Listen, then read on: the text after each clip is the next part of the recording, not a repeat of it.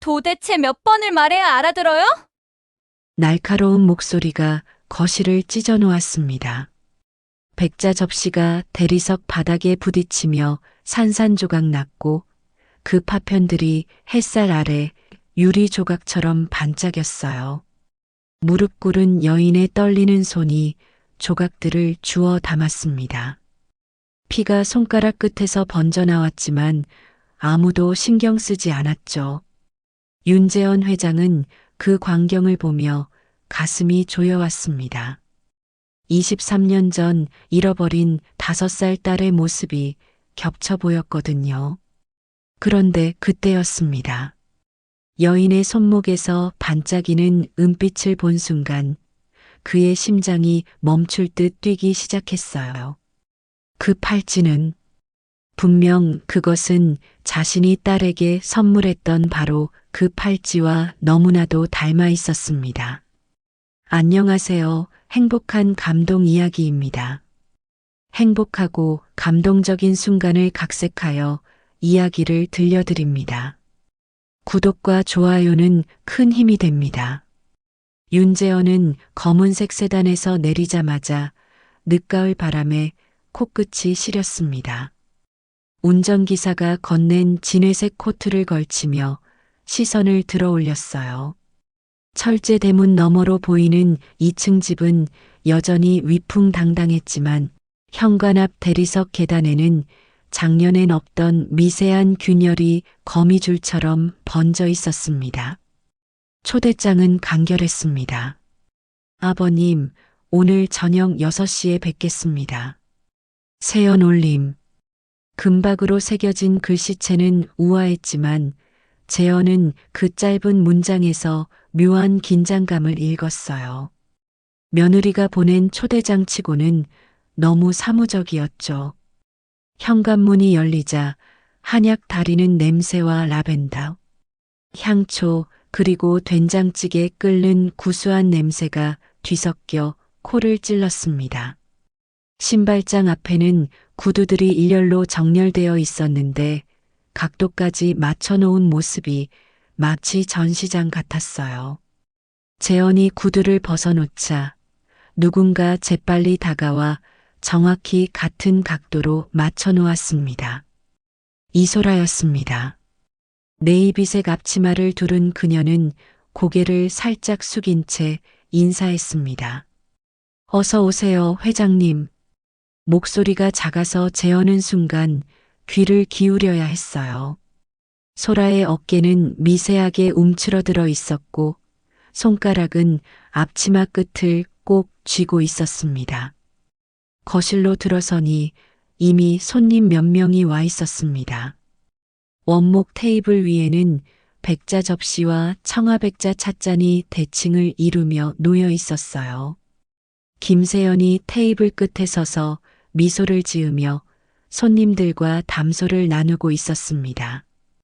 진주 귀걸이가 흔들릴 때마다 빛이 반사되었고 손끝으로 찻잔을 들어 올리는 모습은 한 폭의 그림 같았어요. 아버님 오셨어요? 세연의 목소리는 꿀처럼 달콤했습니다. 하지만 재현은 그녀의 눈동자가 웃고 있지 않다는 걸 놓치지 않았어요. 소라가 차를 나르다가 손이 미끄러져 접시 하나가 바닥으로 떨어졌습니다. 깨지는 소리가 거실을 가득 채웠어요. 순간 정적이 흘렀고 모든 시선이 소라에게 쏠렸습니다. 이소라 씨, 세연의 목소리가 날카롭게 울렸습니다. 도대체 몇 번을 말해야 알아들어요? 이게 얼마짜리인지 알기나 해요? 소라는 즉시 무릎을 꿇고 파편을 주었습니다. 죄송합니다, 사모님. 정말 죄송합니다. 죄송하다고 끝이에요? 당신 이번 달 월급에서 빼겠어요. 알아들었죠? 재현의 심장이 빠르게 뛰기 시작했습니다. 23년 전 어린 딸이 컵을 깨뜨렸을 때 자신이 다독여주던 기억이 스쳐갔어요. 괜찮아, 우리 공주. 아빠가 치워줄게. 소라가 헝겊으로 바닥을 닦을 때 세탁 비누 냄새가 올라왔습니다. 재현은 숨이 막힐 것 같았어요. 그 냄새는 너무나 익숙했습니다. 딸을 목욕시킬 때 쓰던 아기 전용 비누와 똑같은 향이었죠. 재현이 무심코 고개를 숙이자 테이블 아래 뭔가가 빛났습니다. 작은 은빛 단추였어요. 아니, 자세히 보니 리본이었습니다. 유아복에서나 볼 법한 작은 리본. 재현은 주변을 살피고 조용히 그것을 주워 주머니에 넣었습니다. 리본의 가장자리는 닳아 있었고 오래된 것처럼 보였어요. 요즘 집안 사정이 좀 복잡하다면서요? 옆집 부부가 세연에게 물었습니다. 상속 문제로 골치 아프시겠어요. 세연이 웃음을 띄웠지만 입꼬리만 올라갔을 뿐이었습니다. 아니에요. 저희는 늘 화목해요. 재현은 세연이 손님들 앞에서는 환하게 웃다가 주방 쪽으로 돌아설 때마다 표정이 싸늘하게 변하는 것을 포착했습니다. 그 반복되는 변화가 섬뜩했어요. 마치 가면을 쓰고 벗는 것처럼 자연스러웠죠. 소라가 새로운 차를 가져왔습니다. 재현은 그녀가 찻잔을 내려놓을 때 손목을 보았어요. 긴 소매 밑으로 무언가 반짝이는 것이 언뜻 보였습니다. 은색이었어요. 팔찌 같았습니다. 재현의 시선이 멈췄습니다. 그 윤곽이 너무나 익숙했어요. 23년 전 5살 딸의 생일 선물로 사준 은팔찌. 작은 하트 장식이 달려있던 그것. 실종 당시 딸이 차고 있던 바로 그 팔찌와 닮아 있었습니다. 소라가 고개를 들어 재현과 눈이 마주쳤습니다. 순간 재현은 그녀의 눈동자에서 뭔가를 보았어요. 두려움인지 슬픔인지 아니면 그리움인지 알 수 없는 감정이었죠. 회장님, 괜찮으세요? 소라가 조심스럽게 물었습니다. 재현은 대답하지 못했습니다. 목구멍이 막힌 것처럼 말이 나오지 않았어요. 심장이 너무 빨리 뛰어서 숨을 쉬기 힘들었습니다. 소라가 다시 소매를 내렸습니다. 은빛은 사라졌어요. 하지만 재현의 눈에는 여전히 그 잔상이 남아 있었습니다. 거실의 웃음소리, 찻잔이 부딪히는 소리, 세연의 가식적인 목소리. 모든 소리가 점점 멀어졌어요. 재현은 자신의 심장 소리만 들을 수 있었습니다. 쿵, 쿵, 쿵. 그때 소라가 돌아서려다 다시 멈췄습니다. 그녀의 입술이 미세하게 떨렸어요. 뭔가 말하려는 듯 했지만 결국 아무 말도 하지 않고 주방으로 사라졌습니다. 재현은 의자에 앉아 있었지만 온몸이 떨렸습니다. 주머니 속 작은 리본이 손가락 끝에 닿았어요. 그리고 방금 본 은팔찌의 윤곽이 뇌리에서 떠나지 않았습니다. 23년. 그 긴 세월 동안 단 한 번도 잊은 적 없는 그 팔찌를 지금 이 집안에서 다시 본 것일까요? 재현의 숨이 멎는 것 같았습니다. 집으로 돌아온 재현은 집무실 문을 닫고 스탠드 조명을 켰습니다. 노란 불빛이 책상 위를 비추자 먼지가 춤추듯 떠올랐어요. 금고에서 오래된 사진첩을 꺼내는 손이 떨렸습니다. 가죽 표지는 세월의 발에 갈색이 되어 있었고 모서리는 닳아 하얗게 드러나 있었죠. 첫 장을 넘기자 2002년 5월 15일이라고 적힌 사진이 나왔습니다. 배경에는 어린이 대공원 정문 간판이 선명했어요. 5살 딸이 분홍색 원피스를 입고 활짝 웃고 있었습니다. 재현은 사진을 확대경으로 들여다봤어요. 딸의 왼쪽 손목에 은팔찌가 빛나고 있었습니다. 팔찌를 자세히 보니 독특한 특징이 있었어요. 체인 연결 부분에 작은 나비 모양 각인이 있었고 하트 장식 왼쪽 모서리에 미세한 스크래치가 있었습니다. 그 스크래치는 딸이 그네를 타다가 철봉에 긁혀서 생긴 것이었죠. 재현은 그날을 선명하게 기억했습니다. 다음 사진은 2002년 7월 3일 남산타워 앞이었어요. 딸이 아이스크림을 들고 있었고 역시 같은 팔찌를 차고 있었습니다. 마지막 사진은 실종 사흘 전인 2002년 8월 27일 집 앞 놀이터에서 찍은 것이었어요. 팔찌의 나비 각인이 햇빛에 반짝이고 있었습니다. 재현은 눈을 감았습니다. 그러자 23년 전 그날이 생생하게 떠올랐어요. 2002년 8월 30일 오후 2시. 하늘은 구름 한 점 없이 맑았습니다. 재현은 회의실에 있었어요. 그때 전화가 울렸죠. 아내의 비명 같은 목소리가 들렸습니다. 여보, 지은이가 없어졌어요. 3시간 후 낯선 남자의 전화가 왔습니다. 딸을 찾고 싶으면 경찰에 신고하지 마라. 5억 원을 준비해라. 변조된 목소리였지만 재현은 그 차가운 톤을 잊을 수 없었어요. 경찰과 함께 작전을 짰습니다. 하지만 실패했어요. 범인은 나타나지 않았고 딸도 돌아오지 않았습니다. 경찰은 6개월 동안 수색했지만 단서를 찾지 못했죠. 재현은 자신을 용서할 수 없었습니다. 왜 혼자 해결하려 하지 않았을까? 왜 경찰을 믿었을까? 재현은 사진첩을 덮고 의자에 기댔습니다. 벽시계가 새벽 3시를 가리키고 있었어요. 잠은 오지 않았습니다. 오늘 본 그 은팔찌가 계속 눈앞에 아른거렸죠. 다음 날 아침 재현은 평소처럼 회사로 출근했습니다. 정장을 입고 넥타이를 매는 모습은 완벽했어요. 임원회의에서 차분하게 보고를 받고 결제 서류에 서명했습니다. 하지만 책상 서랍 속에는 딸의 사진이 들어 있었고 재현은 틈날 때마다 그것을 꺼내봤어요.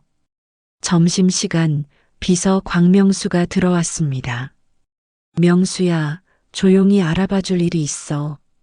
재현의 목소리가 낮았습니다. 말씀하세요, 회장님.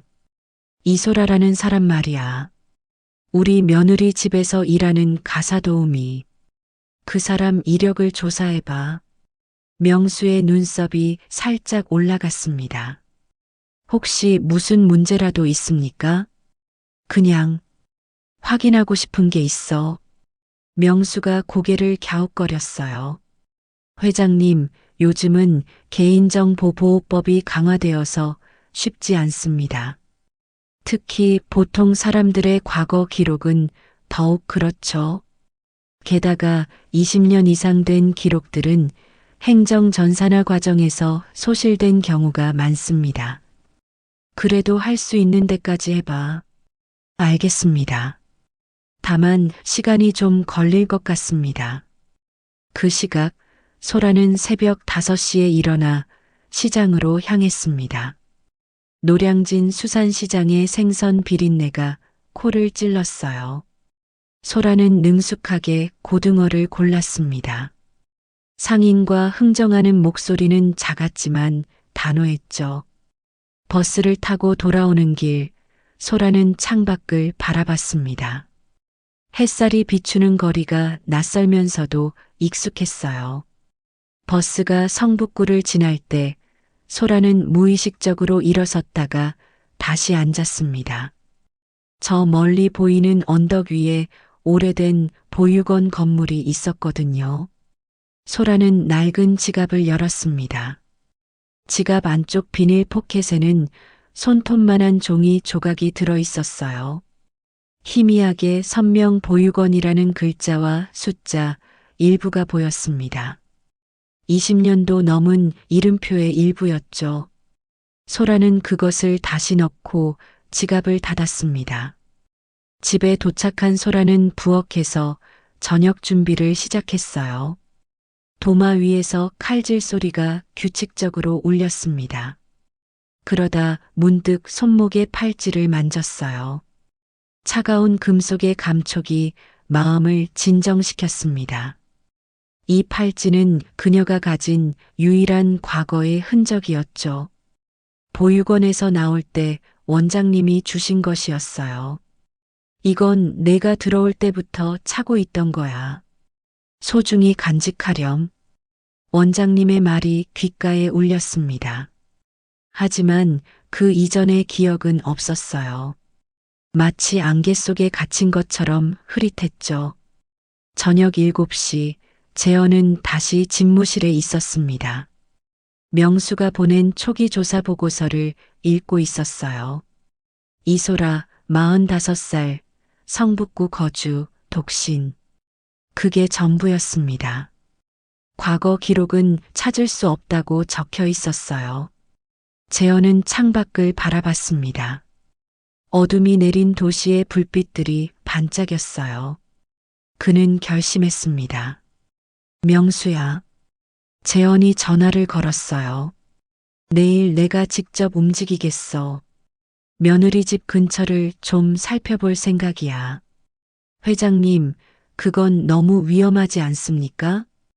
괜찮아. 그리고 한 가지 더. 성북구의 오래된 보육원들을 조사해봐. 특히 20년에서 25년 전에 운영되던 곳들 말이야. 전화를 끊고 재현은 다시 사진을 꺼냈습니다. 딸의 웃는 얼굴과 손목의 은팔찌, 그리고 오늘 본 소라의 팔찌. 너무나 닮아 있었습니다. 아니, 같은 것일지도 모른다는 생각이 재현의 가슴을 조였어요. 내일 그는 진실을 찾기 위해 움직일 것입니다. 밤 10시, 재현은 검은색 모자를 눌러쓰고 며느리 집 근처 골목에 서 있었습니다. 광명수가 옆에서 불안한 표정으로 주변을 살폈어요. 가로등 불빛이 희미하게 골목을 비추고 멀리서 개 짖는 소리가 들렸습니다. 2층 집 창문에서 새어나오는 불빛을 보며 재현은 숨을 죽였어요. 회장님, 이러다 들키면 어떻게 합니까? 명수가 속삭였습니다. 재현은 대답 대신 집 현관을 응시했어요. 11시가 되자 현관문이 열렸습니다. 소라가 쓰레기 봉투를 들고 나왔어요. 가로등 아래를 지날 때 그녀의 왼손목이 보였습니다. 은빛이 반짝였어요. 재현의 심장이 빠르게 뛰기 시작했죠. 다음 날 아침, 재현은 구청을 찾았습니다. 주민등록 담당자가 컴퓨터를 두드렸어요. 이소라 씨요? 1980년생이라고 하셨죠? 잠시만요. 1990년대 기록은 아직 전산화가 안 된 부분이 많아서요. 수기 문서를 찾아봐야 하는데 시간이 좀 걸립니다. 담당자가 먼지 쌓인 철제 캐비닛을 열었습니다. 누런 종이들이 빼곡했어요. 30분 후 담당자가 고개를 저었습니다. 이상하네요. 1980년부터 1985년 사이 출생 기록에 이소라라는 이름이 없습니다. 혹시 개명을 하셨을 수도 있고요. 재현은 다음 목적지로 향했습니다. 성북구 언덕 위의 선명 보육원이었어요. 낡은 건물 앞에서 재현은 잠시 망설였습니다. 이렇게까지 해야 하나. 하지만 딸의 얼굴이 떠올랐고 발걸음을 옮겼어요. 최 원장은 72세의 노인이었습니다. 흰머리가 성글고 주름진 얼굴에는 경계심이 가득했어요. 뭘 조사하신다고요? 원장의 목소리가 퉁명스러웠습니다. 20년에서 25년 전 사이에 이곳에 있던 아이들에 대해 알고 싶습니다. 원장이 오래된 장부를 꺼냈어요. 페이지를 넘기다가 멈췄습니다. 1999년부터 2003년까지 몇 페이지가 찢겨나가 있었어요. 화재가 있었습니다. 2003년 여름에요. 기록 일부가 소실됐죠. 그때 있던 아이들 이름은 기억나지만 자세한 건 모릅니다. 재현의 가슴이 답답해졌어요. 또 막다른 길이었습니다. 오후에는 며느리 집 근처 시장을 돌았습니다. 생선가게 주인이 소라를 알고 있었어요. 아, 그 조용한 아줌마요? 회사 비밀 회의실에서 광명수는 노트북을 펼쳤습니다. 화면에는 지난 일주일간 수집한 자료들이 정리되어 있었어요. 재현은 안경을 쓰고 화면을 응시했습니다. 이게 연대기입니다. 명수가 도표를 가리켰어요. 2002년 8월 30일 실종, 2003년 여름 보육원 화재, 그리고 2005년경 이소라라는 이름이 처음 등장합니다. 공백이 2년이에요. 재현의 손가락이 테이블을 두드렸습니다. 2년의 공백. 그 시간 동안 무슨 일이 있었을까요? 명수가 사진 파일을 열었습니다. 찻집에서 찍은 찻잔, 시장에서의 뒷모습, 그리고 이것 보세요. 소라의 손목 사진이 확대되었어요. 은팔찌가 선명했지만 각도 때문에 세부 사항은 보이지 않았습니다. 목격자 진술도 정리했습니다. 12명 중 8명이 팔찌를 봤다고 했고, 넷은 기억이 없다고 했어요. 팔찌의 특징에 대해서는 의견이 엇갈렸고요. 다음 날 아침, 재현은 구청 민원실에 있었습니다. 담당 공무원이 난감한 표정을 지었어요. 회장님, 개인정보보호법상 타인의 기록을 열람하시려면 정당한 사유가 필요합니다. 실종자 수색이라면 경찰 협조 공문이 있어야 해요. 가족을 찾는 것도 정당한 사유 아닙니까? 공무원이 한숨을 쉬었습니다. 그렇긴 하지만 20년이 넘은 사건이고 당사자 동의 없이는 어렵습니다. DNA 검사도 마찬가지예요. 본인이나 법원 명령이 있어야 가능합니다. 재현은 주먹을 쥐었어요. 또 벽에 부딪혔습니다. 비용은 얼마나 듭니까? 친자 확인 검사는 30만 원에서 50만 원 정도예요. 하지만 검체 채취부터가 문제입니다. 상대방 동의 없이 채취한 검체는 법적 효력이 없어요. 저녁, 재현은 아들 선우의 검사실을 찾았습니다. 36살의 선우는 아버지를 보고 놀랐어요. 아버지, 무슨 일이세요? 재현이 문을 닫았습니다. 선우야, 아빠가 할 말이 있다. 그때 문이 벌컥 열렸어요. 세연이 서 있었습니다. 얼굴이 붉게 달아올라 있었죠. 아버님, 시동생한테 무슨 말씀하시려고요? 저희 집 가사도우미 감시하는 것도 모자라서? 선우가 당황했습니다. 무슨 소리야? 아버지가 왜 소라 씨를? 세연의 목소리가 날카로웠어요. 시아버님이 우리 집 주변을 어슬렁거리고 소라 씨 뒤를 쫓아다니신데 동네 사람들이 다 알아요. 재현이 떨리는 목소리로 말했습니다. 오해야. 그냥 오해라뇨? 제가 고용한 사람을 왜 조사하시는 거예요? 혹시 재산 문제 때문인가요? 소라 씨가 뭘 훔쳤다고 의심하시는 건가요? 선우가 중재에 나섰어요. 세연아, 진정해. 아버지도 이유가 있으실 거야. 하지만 세연은 돌아서며 말했습니다. 시아버님, 앞으로 우리 집 일에 간섭하지 마세요. 문이 쾅 닫혔습니다. 선우가 아버지를 바라봤어요. 눈빛이 복잡했죠. 아버지, 대체 무슨 일이세요? 재현은 아들에게 모든 것을 말하고 싶었지만 입이 떨어지지 않았어요. 아직은 때가 아니었습니다. 그날 밤 재현의 휴대폰에 문자가 왔습니다. 윤재현 회장님, 지역신문 이기자입니다. 흥미로운 제보를 받았는데 확인차 연락드립니다. 실종된 따님과 관련된 새로운 단서를 찾으셨다던데요? 재현의 손이 떨렸습니다. 누가 언론에 제보한 걸까요? 이 일이 공개되면 모든 게 엉망이 될 텐데. 한편 찻집에서 소라는 차를 마시고 있었습니다.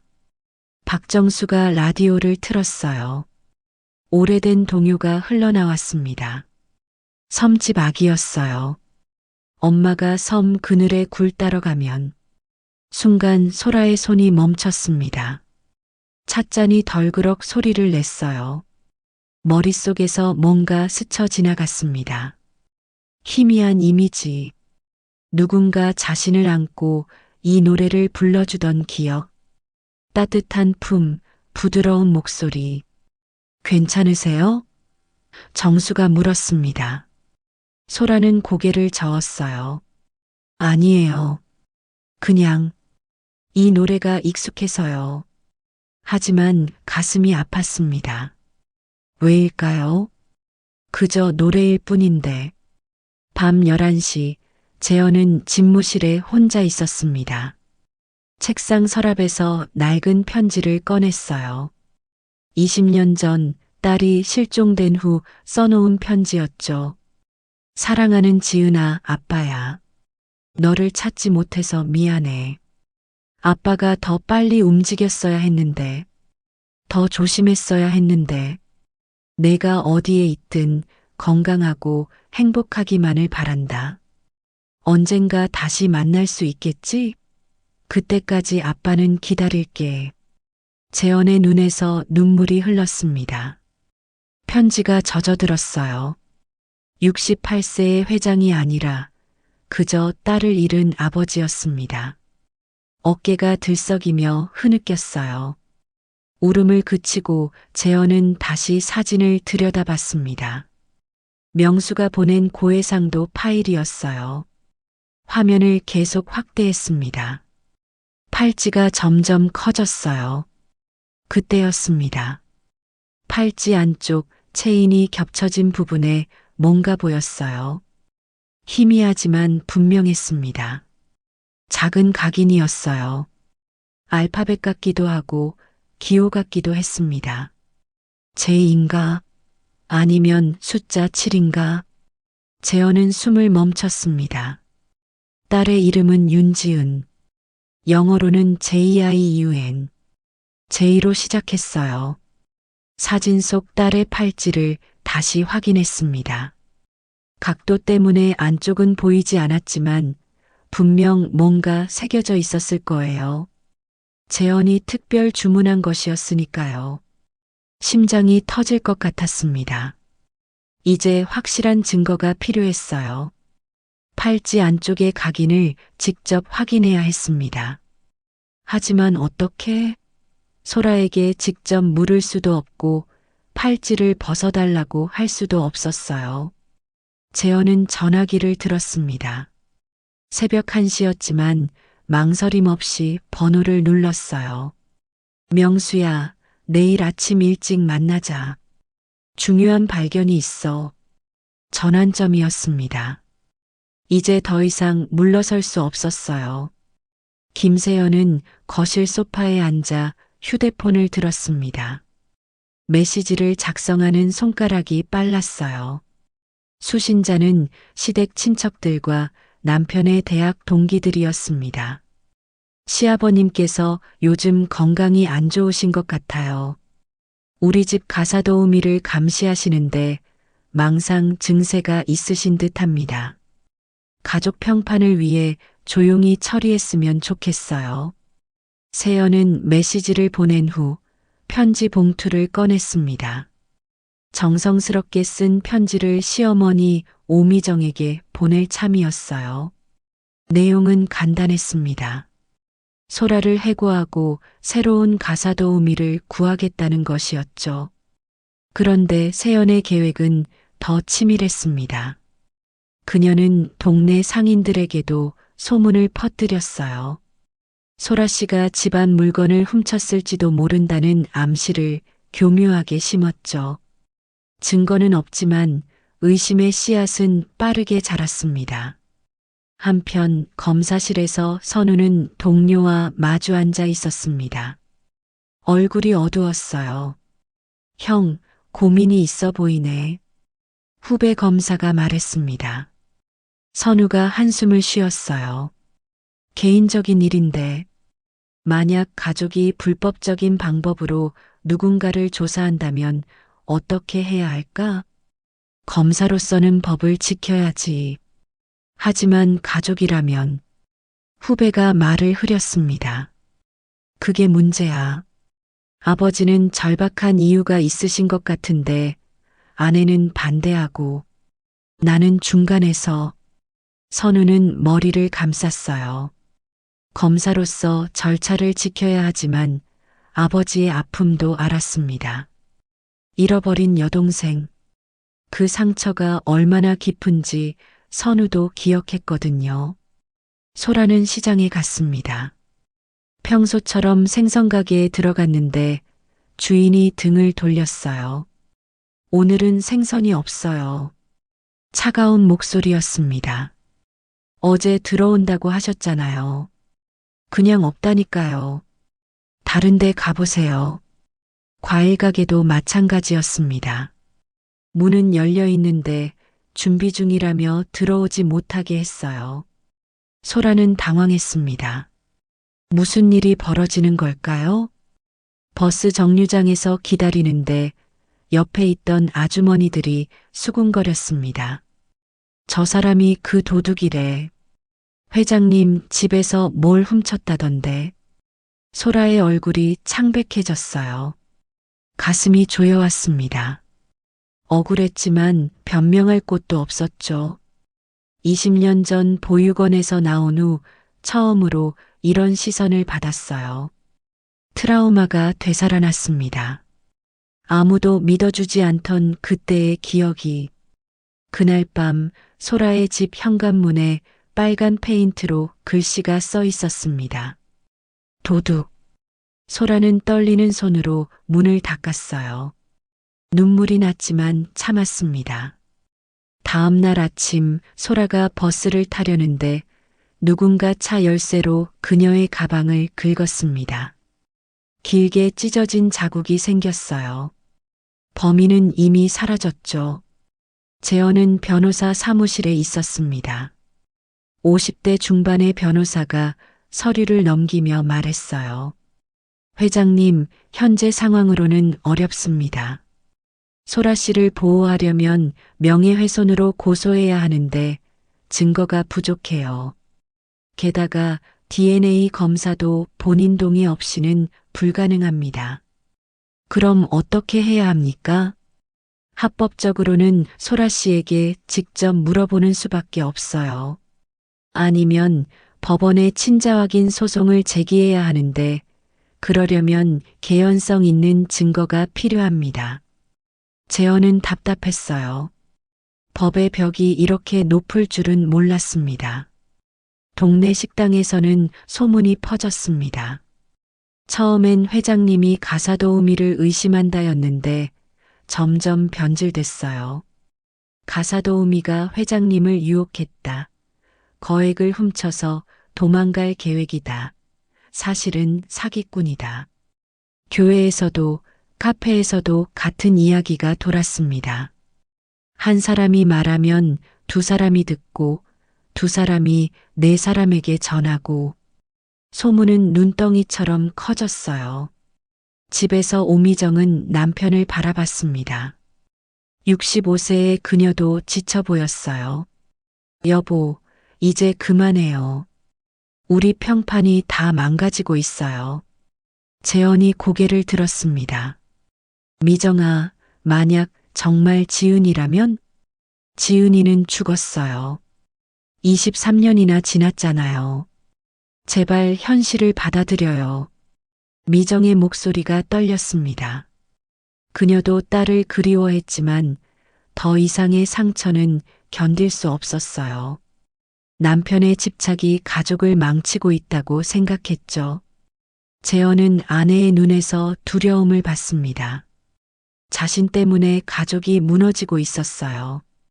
죄책감이 밀려왔습니다. 하지만 멈출 수 없었어요. 그 팔찌의 각인이 계속 눈앞에 아른거렸거든요. 밤 10시 소라는 찻집을 나섰습니다. 골목은 어두웠고 가로등 하나가 깜빡거렸어요. 발걸음을 재촉했는데 뒤에서 발자국 소리가 들렸습니다. 멈추면 따라 멈추고 걸으면 따라 걸었어요. 소라의 심장이 빨리 뛰기 시작했습니다. 뛰기 시작했어요. 발자국 소리도 빨라졌습니다. 모퉁이를 돌아 숨었습니다. 숨을 죽이고 기다렸어요. 발자국 소리가 지나갔습니다. 안도의 한숨을 쉬려는 순간 바닥에 뭔가 보였어요. 검은 천 조각이었습니다. 천에는 긴 머리카락 몇 가닥이 붙어 있었어요. 소라와 같은 머리카락이었죠. 누군가 그녀를 오랫동안 지켜봤다는 증거였습니다. 소라는 천 조각을 들고 떨었어요. 도망쳐야 할까? 경찰에 신고해야 할까? 하지만 누가 믿어줄까요? 이미 도둑으로 낙인 찍힌 그녀를. 찻집 주인 정수가 나타났습니다. 소라 씨, 무슨 일이에요? 소라는 천 조각을 숨기고 고개를 저었어요. 아무것도 아니에요. 하지만 정수는 그녀의 떨리는 손을 놓치지 않았습니다.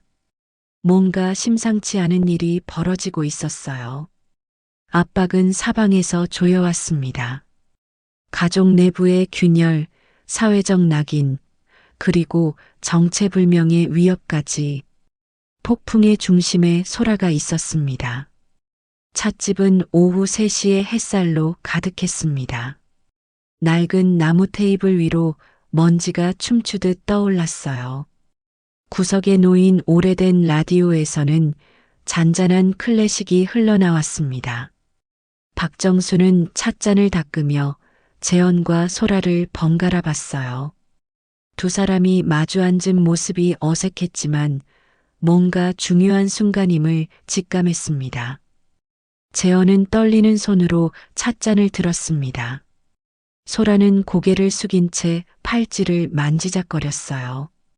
정수가 조용히 자리를 피해 주었습니다. 소라 씨, 재현의 목소리가 낮게 울렸습니다. 어릴 적에 기억나는 노래가 있나요? 소라가 고개를 들었어요. 눈빛이 흔들렸습니다. 왜 그런 걸 물으시죠? 그냥 궁금해서요. 소라는 한참 침묵하다가 입을 열었어요. 섬집 아기요. 그 노래만 들으면 가슴이 아파요. 왜인지는 모르겠지만 재현의 심장이 빨리 뛰기 시작했습니다. 그 노래는 딸이 가장 좋아하던 노래였어요. 혹시 가장 좋아하던 음식은요? 딸기요. 특히 딸기잼을 빵에 발라 먹는 걸 좋아해요. 어릴 때부터 그랬대요. 보육원 원장님이 그러셨어요. 재현의 눈에 눈물이 고였습니다. 지은이도 딸기잼 빵을 제일 좋아했어요. 아침마다 그걸 해달라고 조르던 모습이 떠올랐죠. 그 팔찌. 재현이 소라의 손목을 가리켰습니다. 오래된 것 같은데요. 소라가 팔찌를 감쌌어요. 이건 제가 가진 유일한 과거예요. 보육원에 왔을 때부터 차고 있었대요. 재현은 깊게 숨을 들이마셨습니다. 이제 말해야 할 때였어요. 23년 전 제 딸이 실종됐습니다. 5살이었어요. 그 아이 생일날 제가 은팔찌를 선물했죠. 하트 장식이 달린 특별 주문한 팔찌였어요. 소라의 얼굴이 창백해졌습니다. 재현이 계속했어요. 팔찌 안쪽에는 제가 만든 기호를 새겼습니다. 제2와 숫자 7을 합친 모양이었어요. 지은이의 이니셜과 행운의 숫자를 조합한 비밀 기호였죠. 아내와 저만 아는 표시였어요. 소라의 손이 떨리기 시작했습니다. 천천히 팔찌를 풀어 안쪽을 들여다봤어요. 희미하지만 분명히 보였습니다. 제2와 7이 합쳐진 듯한 기호가 이게 뭐죠? 소라의 목소리가 갈라졌습니다. 그때 정수가 다가왔어요.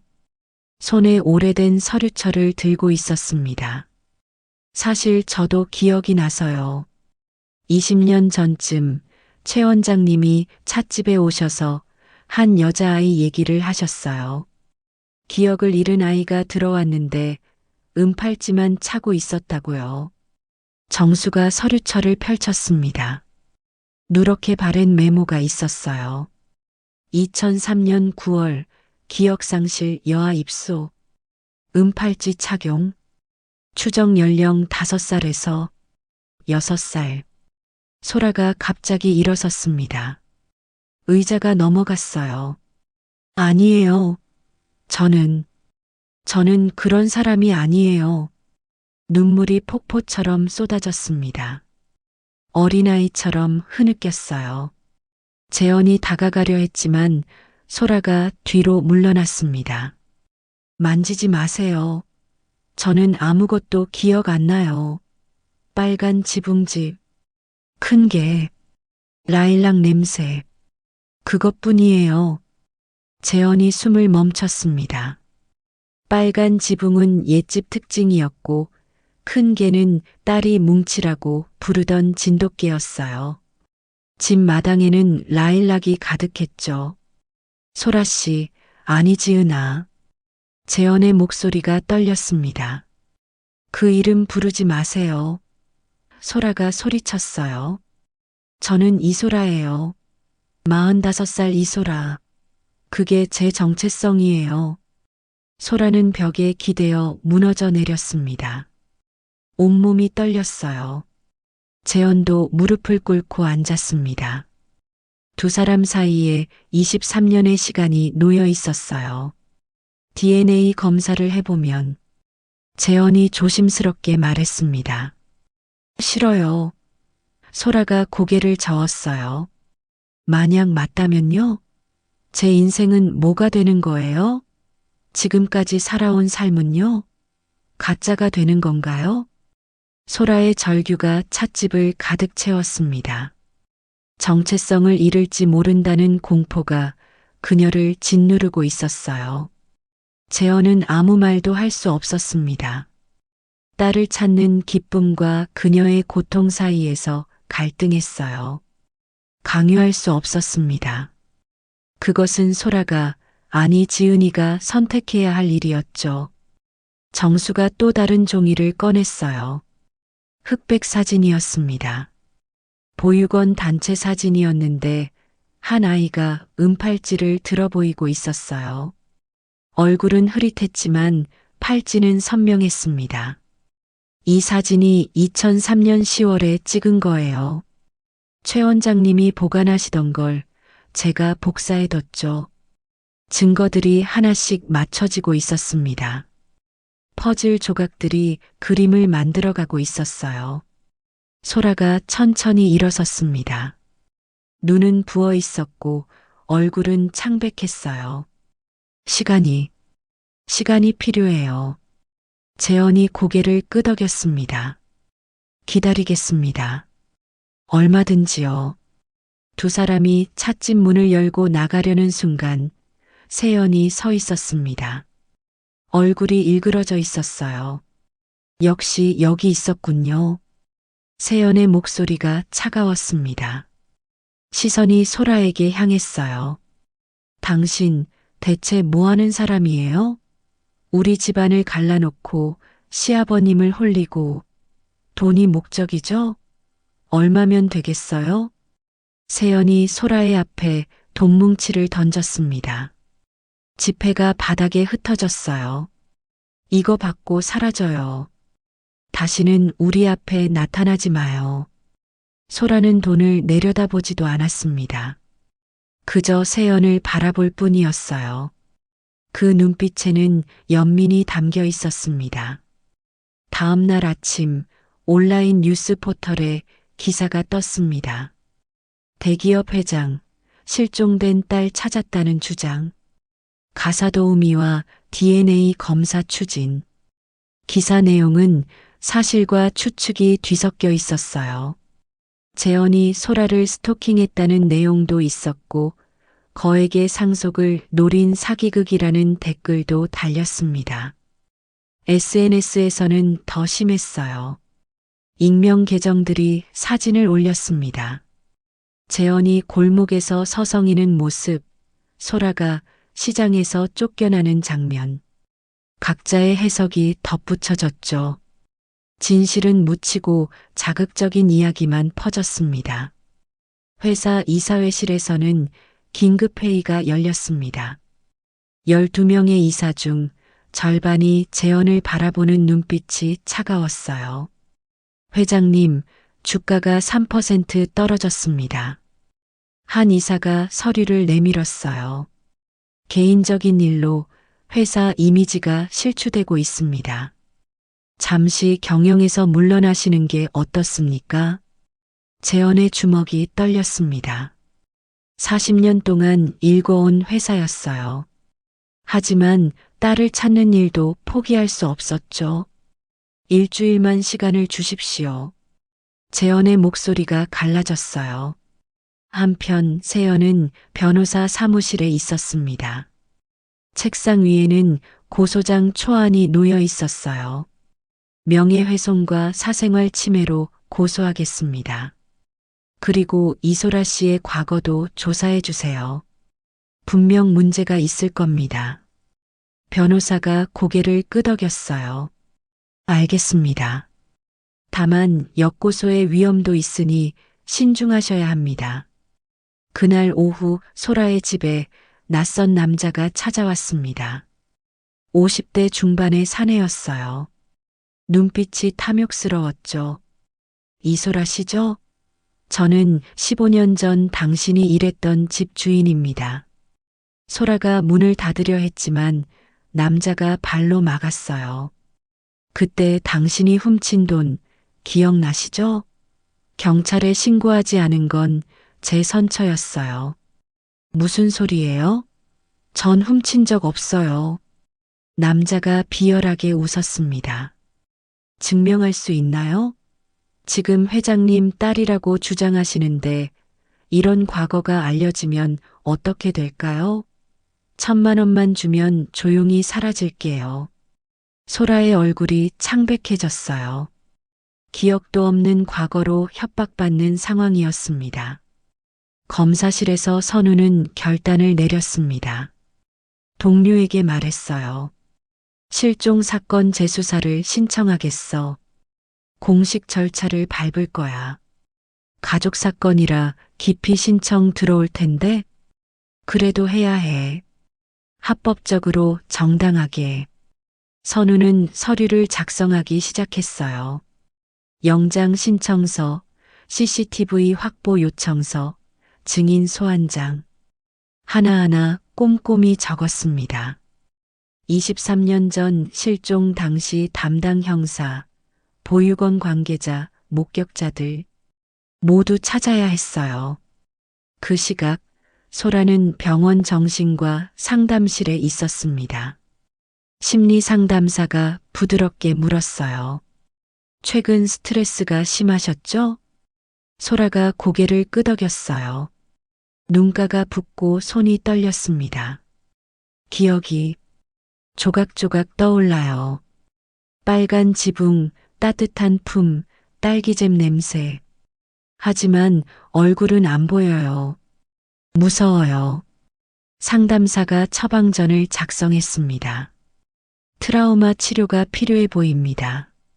항불안제를 처방해 드릴게요. 그리고 EMDR 치료도 고려해 보세요.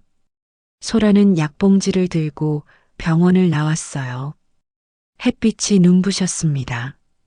세상이 낯설게 느껴졌죠.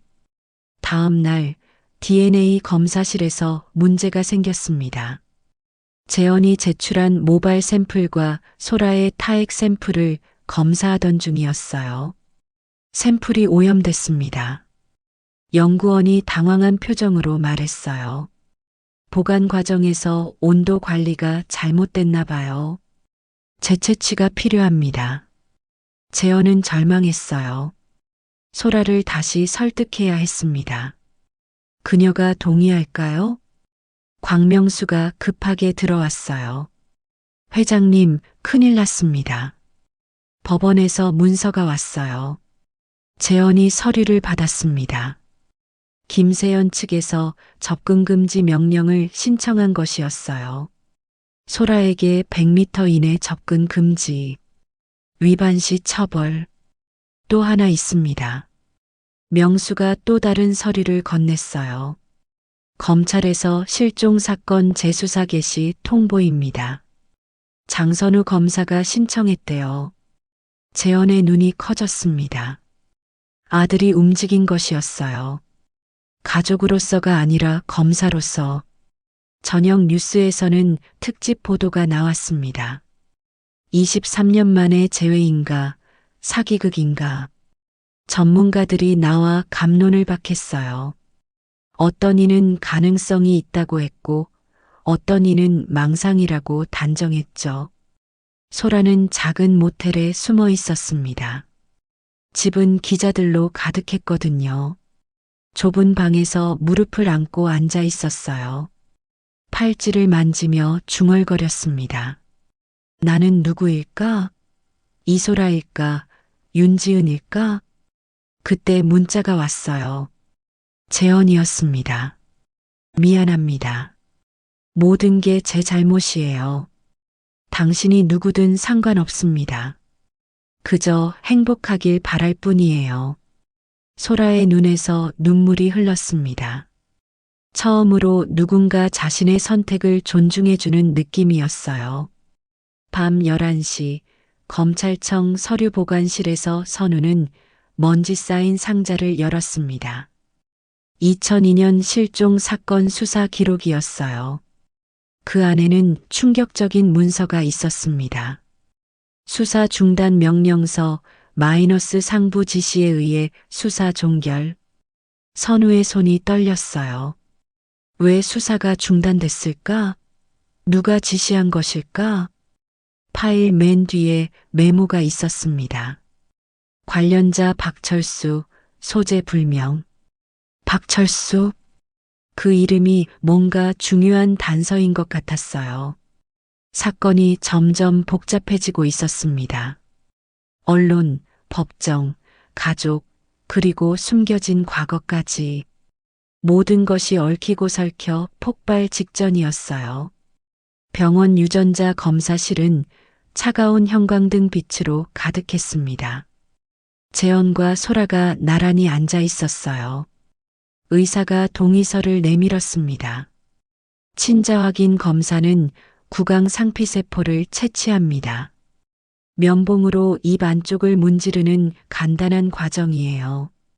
결과는 7일에서 10일 정도 걸립니다. 정확도는 99.9%입니다. 소라의 손이 떨렸어요. 동의서에 서명하는 펜이 무거웠습니다. 재현도 긴장한 표정이었죠. 23년의 기다림이 곧 끝날지도 모른다는 생각에 가슴이 떨렸습니다. 일주일 후 첫 번째 결과가 나왔습니다. 의사의 표정이 애매했어요. 부분 일치가 나왔습니다. 16개 유전자 마커 중 14개가 일치해요. 하지만 2개가 불일치합니다. 샘플 오염 가능성이 있어서 재검사가 필요합니다. 재현의 얼굴이 창백해졌습니다. 소라는 오히려 안도하는 듯 했어요. 아직은 준비가 안 됐으니까요. 재검사를 위해 다시 샘플을 채취했습니다. 이번에는 모발과 혈액까지 추가했어요. 더 정확한 검사를 위해서였죠. 또 일주일을 기다려야 했습니다. 그 시간은 영원처럼 느껴졌어요. 드디어 최종 결과가 나오는 날이었습니다. 병원 상담실에는 재헌, 소라, 그리고 선우까지 모였어요. 의사가 봉투를 열었습니다. 확실한 친자 관계입니다. 99.98% 일치. 의학적으로 부녀 관계가 확실합니다. 순간 정적이 흘렀습니다. 재헌의 눈에서 눈물이 쏟아졌어요. 23년 만이었습니다. 딸을 찾은 것이었어요. 소라는 가만히 앉아 있었습니다. 표정이 복잡했어요. 기쁨인지 슬픔인지 알 수 없는 감정이 얼굴에 가득했죠. 저는 소라가 입을 열었습니다. 시간이 필요해요. 이소라로 살아온 45년과 윤지은이라는 새로운 정체성 사이에서 저는 아직 준비가 안 됐어요. 재헌이 고개를 끄덕였습니다. 알겠어. 얼마든지 기다릴게. 집으로 돌아온 재헌은 가족회의를 열었습니다. 오미정, 선우, 세연이 모였어요. 미정이 먼저 말했습니다. 정말 지은이가 맞는 거예요? DNA가 증명했어. 재헌의 목소리가 떨렸어요. 세연의 얼굴이 붉어졌습니다. 제가 그런 말을 했다니. 신우이에게. 선우가 아내의 어깨를 감쌌어요. 몰랐잖아. 이제부터 잘하면 돼. 재헌은 결심을 발표했습니다. 회사는 선우에게 넘기겠다. 나는 은퇴하고 지은이와 시간을 보내고 싶어. 다음 날 재헌은 기자회견을 열었습니다. 실종자 가족을 위한 재단을 설립하겠다고 발표했어요. 그리고 딸을 찾은 기쁨과 함께 아직도 가족을 찾지 못한 사람들의 아픔을 잊지 않겠다고 말했죠. 소라를 위한 법적 절차도 시작됐습니다. 신원 회복을 원하는지 이소라로 남을지 선택할 수 있었어요. 심리 상담사, 복지사, 의료진으로 구성된 지원팀도 만들어졌습니다. 천천히 결정하세요. 담당 변호사가 말했어요. 법적으로 두 이름을 모두 사용할 수도 있습니다. 소라는 고개를 끄덕였습니다. 부담이 조금 덜어지는 느낌이었어요. 6개월이 지났습니다. 봄날의 찻집, 소라는 재헌과 마주 앉아 있었어요. 얼굴에는 작은 미소가 있었습니다. 팔에는 여전히 은팔찌가 빛나고 있었죠. 아버지. 소라가 처음으로 그렇게 불렀어요. 오늘 영화 보러 가요. 제가 표 샀어요. 재헌의 눈가가 촉촉해졌습니다. 작은 일상이 이렇게 소중할 줄 몰랐어요. 라디오에서는 섬집 아기가 흘러나왔습니다. 이제 그 노래를 들어도 가슴이 아프지 않았어요. 오히려 따뜻했죠. 집으로 돌아온 재헌은 서재로 들어갔습니다. 책상 서랍에서 작은 상자를 꺼냈어요. 그 안에는 처음 만났을 때 주었던 유아용 리본이 들어 있었죠. 이제 그것도 추억이 되었습니다. 상자 안에 사진 한 장을 더 넣었어요. 오늘 찍은 사진이었습니다. 소라와 함께 웃고 있는 모습이었죠. 사진 뒤에는 날짜와 함께 한 줄이 적혀 있었어요. 2025년 9월 30일 딸과 함께. 재헌은 상자를 닫고 서랍에 넣었습니다. 과거는 아프지만 소중한 기억이 되었고 현재는 감사한 선물이 되었어요. 창밖으로 보이는 정원에는 새로 심은 라일락이 자라고 있었습니다. 내년 봄에는 꽃이 필 거예요. 그때쯤이면 소라도, 아니 지은이도 완전히 돌아올지 모릅니다. 선우는 검찰청에서 실종자 수사 개선안을 작성하고 있었어요. 박철수라는 인물도 찾아냈죠. 그는 당시 유괴 조직의 일원이었지만 양심 선언을 하고 싶어 했습니다. 늦었지만 정의는 실현될 것이었어요. 세연은 소라에게 사과 편지를 썼습니다. 직접 전하진 못했지만 언젠가는 화해할 날이 올 거라 믿었어요. 오미정은 딸의 방을 다시 꾸몄습니다. 23년 동안 그대로 두었던 방을 이제는 새로운 시작을 위한 공간이 되었죠. 찻집 주인 정수는 여전히 차를 우려내고 있었습니다.